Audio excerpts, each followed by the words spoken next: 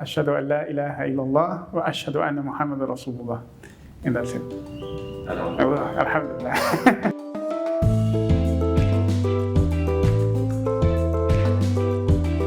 What was the first time you met with a Muslim? It happened a few years after. I just left it aside.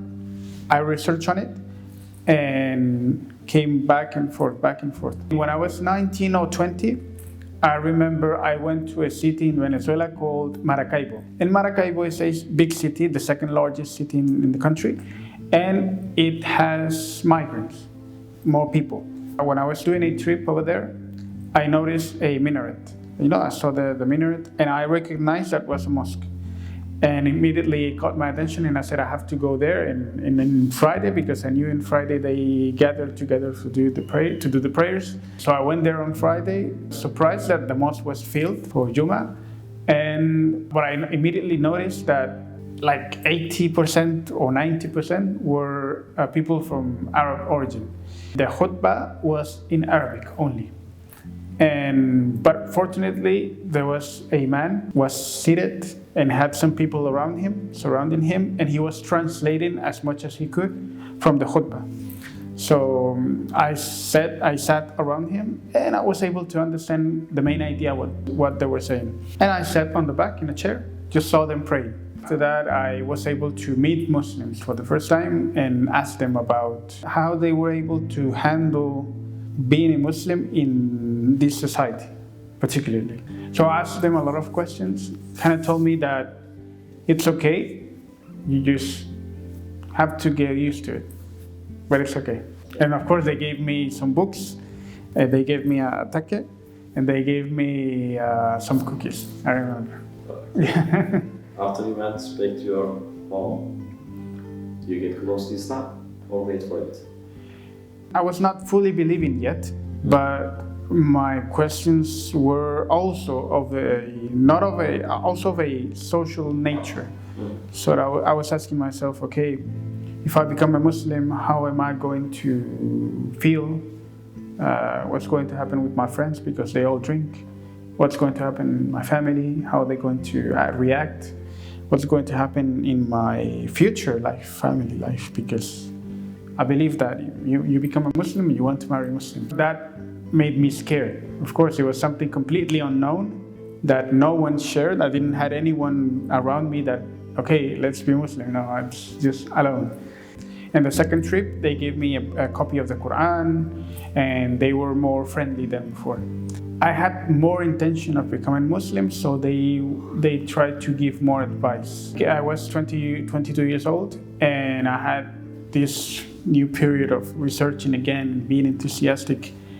And I remember a particular time where I was, just doing the regular research online, reading the books that they had given me, and just going and watching lectures online of some teachers. And I remember I stumbled upon an article about some ayahs in the Quran about miracles in relation to facts of nature, of scientific facts. And two particular verses shocked me that night. The ones about the sea, the sea, the bodies of water, the salty water and the fresh water. And it mentions, Allah subhanahu wa ta'ala says that the two bodies of water, they do not mix.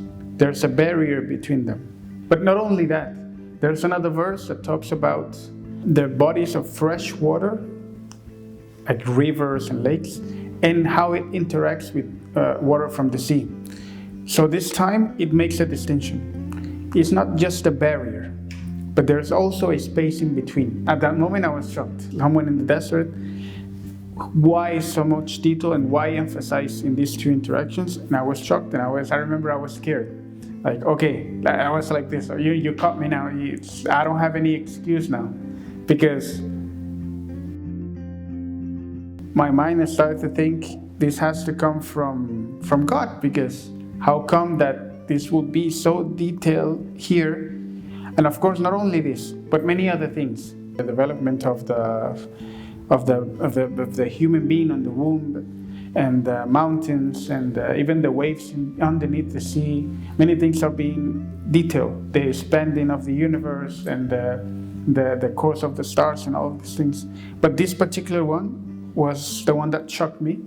And I remember that when I read that, I was shaking, I was nervous, because I had realized that what I was reading was true. And that had a lot of implications. Because if I believe that this is true, then I'll have to act upon it.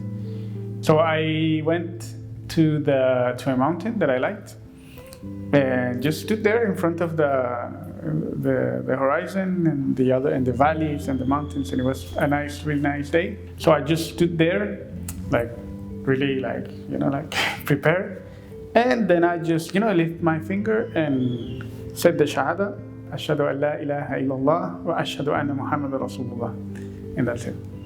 Alhamdulillah.